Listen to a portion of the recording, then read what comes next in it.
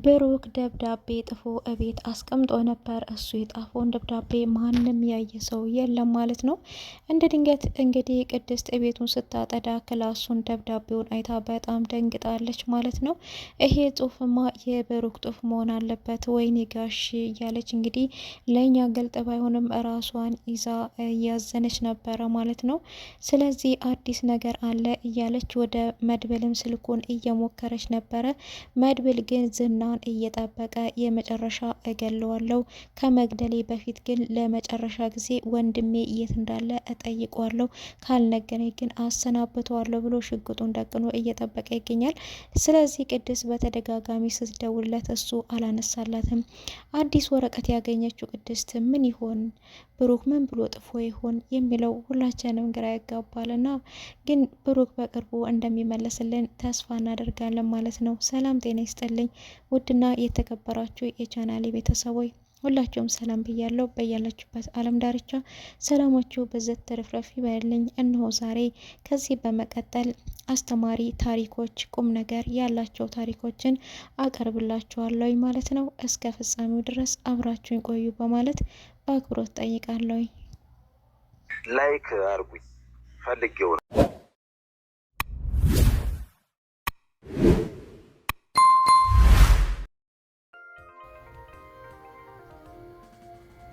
ወፍ ዶሮ።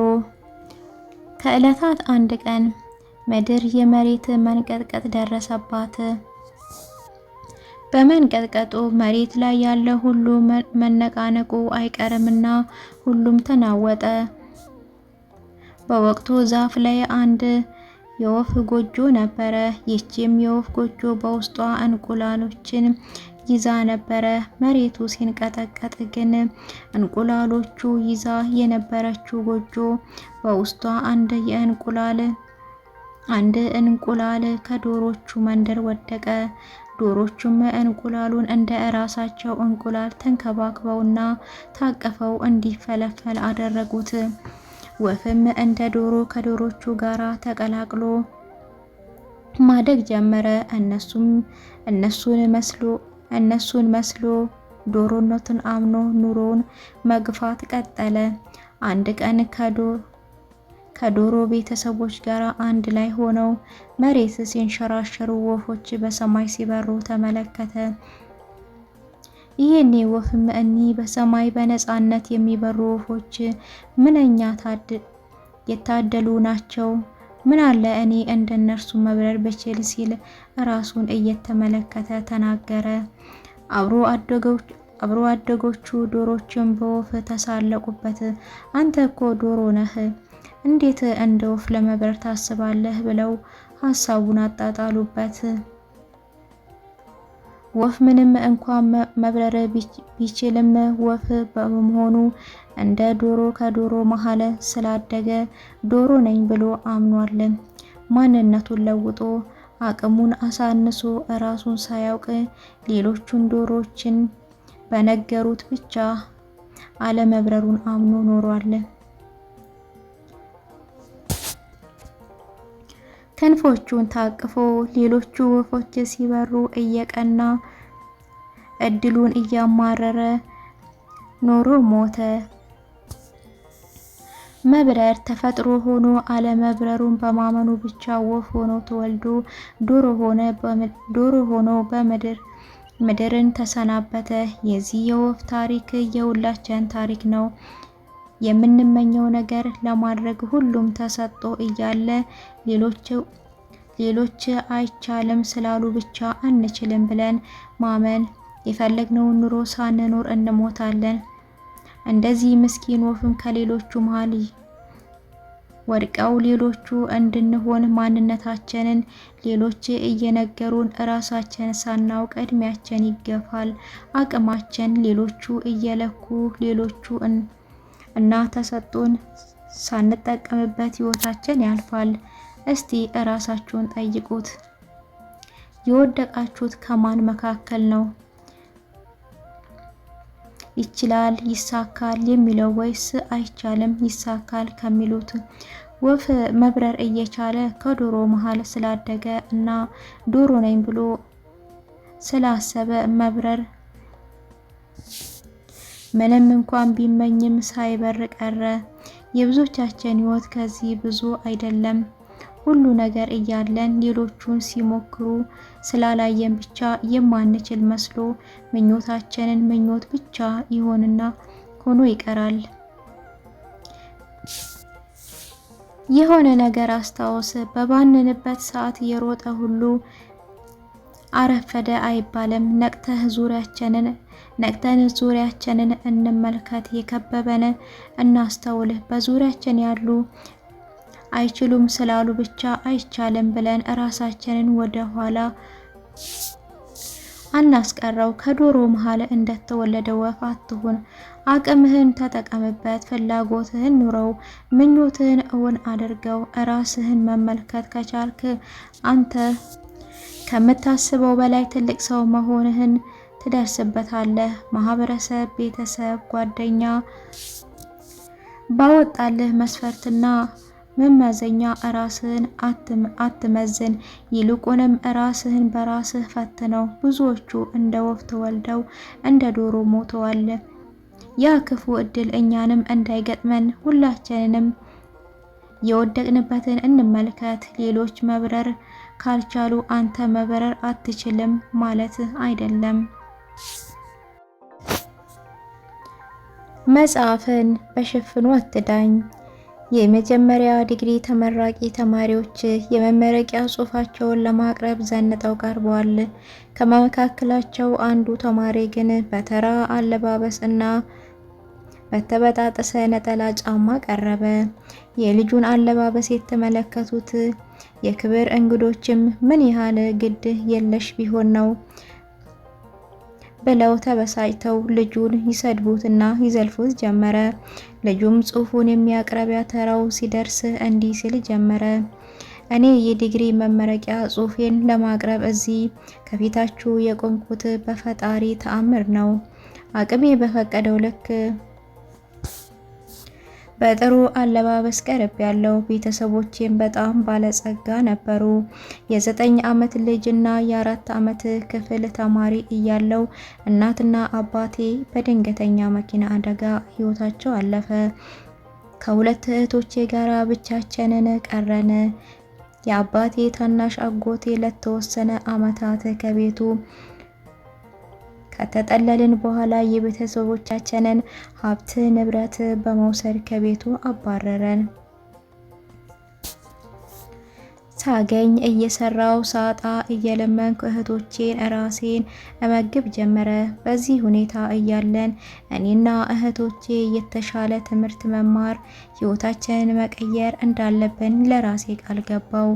ግማሽ ቀን ከሰው ማሳ ላይ እያረስኩ እህቶቼን እመግባለሁ። ግማሽ ቀን የግንባታ ስራ እየሰራው አስተምራቸዋለሁ። እግዚአብሔር ይመስገን እስከ ዛሬ ቃሌን ለመጠበቅ ችያለሁ። እኔ ዲግሪን ለመቀበል ነው። ሁለቱ እህቶቼን ኮሌጅ እያስተማርኳቸው ነው። ዛሬ እንደ ጓደኞቼ ዘንጬ ለመምጣት አስቤ ነበረ። እህቶቼ የሴሚስቴር ትምህርት ክፍያ ተጠይቀው ለሱፍና ጫማ ያዘጋጀውትን ገንዘብ ለመላክ ተገደድኩኝ አለ።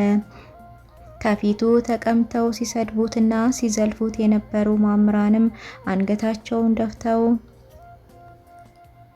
አንገታቸውን ደፉ። ከመምህሮቹ መካከል አንዷ እባክን ከዚህ በላይ አትናገር፣ ለመስማት የሚሆን ጥንካሬ የለኝም አለች፣ እንቧ እየተናነቃት።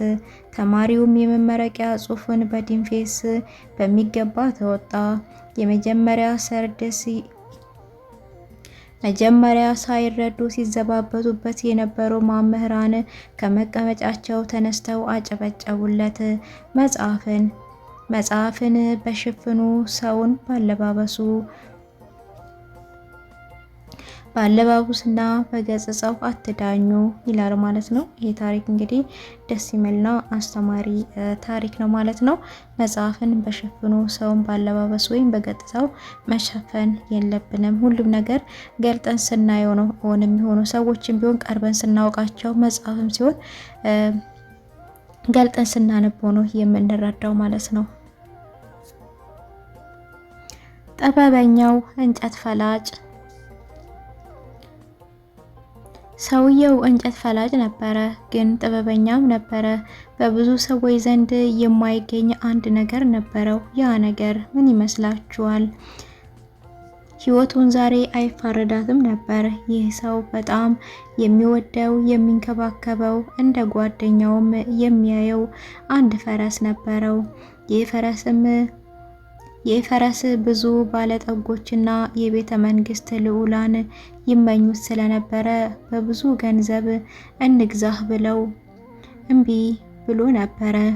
የመንደሩ ሰዎችም አንተ ሞኝ ነህ፣ ፈረስን ሸጠ ለምን ከድህነት አትላቀቅም ይሉታል። እርሱ ግን ይህ ፈረስ ለእናንተ ፈረስ ነው፣ ለኔ ግን ጓደኛዬ ነው። ጓደኛ ደግሞ ይዙታል አይደለ? እንዴት ይሸጣል? ሰው ራሱን ይሸጣል ሲላቸው ይግረመረሙና ይመለሳሉ። ከጥቂት ቀናት በኋላም ያ የሚወደውና የሚንከባከበው ፈረስ ጠፋ። የመንደሩ ሰዎችም ምን አይነት የተረገምከ ሰው ነህ? ሽጣው ስንልህ እምቢ ብለህ ይሄው ፈረሱ ጠፋብህ አሉት። እርሱ ግን እንደተረገምኩ በምን ታውቃላችሁ? ልትሉት የምትችሉት አንድ ነገር ብቻ ነው፣ ፈረስ ጠፋ። ቆይ ለምን ሙሉ አረፍተ ነገሩን ሳታዩ በአንድ ቃል ብቻ ነገር ትገምታላችሁ? ህይወት በጣም ሰፊ ናት። ሰፊ ከሆኑ ነገር ቁራጩን በማየት ለምን ታድናላችሁ ሲላቸው እየተበሳጩ ተመለሱ። ከሳምንት በኋላ ግን ያ የጠፋው ፈረስ ሌሎች ያልተገሩ 12 ፈረሶችን ይዞ ተመለሰ። የመንደሩ ሰዎችም ወደዛ ሰውዬ በመምጣት ተረግመሃል በማለታችን በጣም ተሳስተናል፣ የተባረከ ሰው ነህ፣ አንድ ፈረስ ቢጠፋብህ 12 ፈረሶች ይዞልህ መጣ አሉት። እርሱ ግን የተባረኩ በመሆኔ በምን አወቃችሁ? ልትሉስ የምትችሉት አንድ ነገር ብቻ ነው፣ ፈረስህ ተገኘ። የአንድ ነገር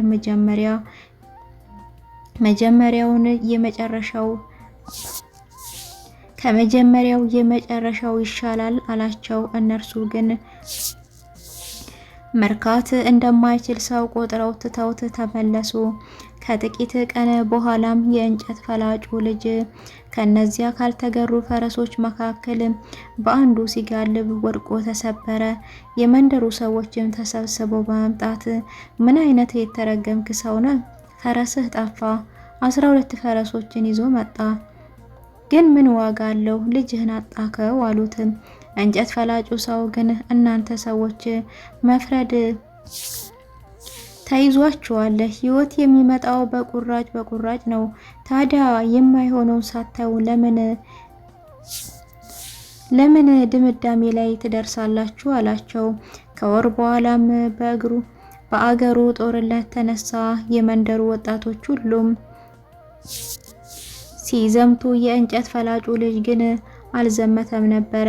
የመንደሩ ሰዎችም ጠላቶቻቸው ኃያላን ስለነበሩ በልጆቻቸው መመለስ ተስፋ ቆርጠው ወደ ጥበበኛው እንጨት ፈላጭ በመምጣት ያልከው ሁሉ ትክክል ነው፣ እኛ የምናውቀው የአሁኑን ብቻ ነው፣ ቀጣዩ ማን እንደሆነ ግን እግዚአብሔር ብቻ ያውቃል አሉት። የዛሬ አለመሳካት የሁል ጊዜ አለመሳካት አይደለም። ይህን አስታውስ። ደስተኛ ለመሆን ቀጠሮ አትያዝ።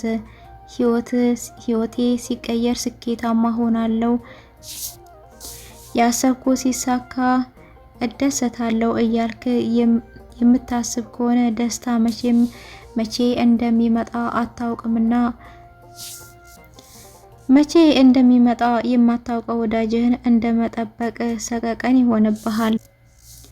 ደስተኛ ለመሆን የግድ ሀብታም፣ ስኬታማና ታዋቂ መሆን አይጠበቅብህም። እውነተኛ ደስተኛ ሰው በሌለው ነገር እየተጨነቀ ዛሬውን የሚያባክን ሳይሆን ባለው ነገር እየተደሰተ የሌለውን በተስፋ የሚጠብቅ ብልህ ነው። ኑሯችን እንደ እይታ ይወሰናል። የጎደለንን እያየን ማማረር ወይም የሌለንን እያየን ማመስገን። ሁለቱም ምርጫዎች ቢኖሩ ገበታችን በየቀኑ የሚቀርቡ ናቸው። አስተሳሰባችን ምርጫችን ይወስኗል።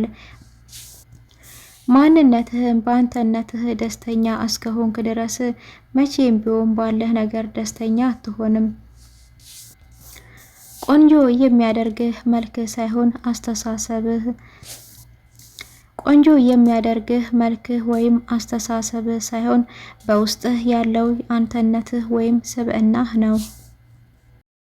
ውድና እየተከበራችሁ የቻናሌ ቤተሰቦች ዛሬ ይዤላችሁ የመጣሁት ታሪክ ይሄን ይመስላል።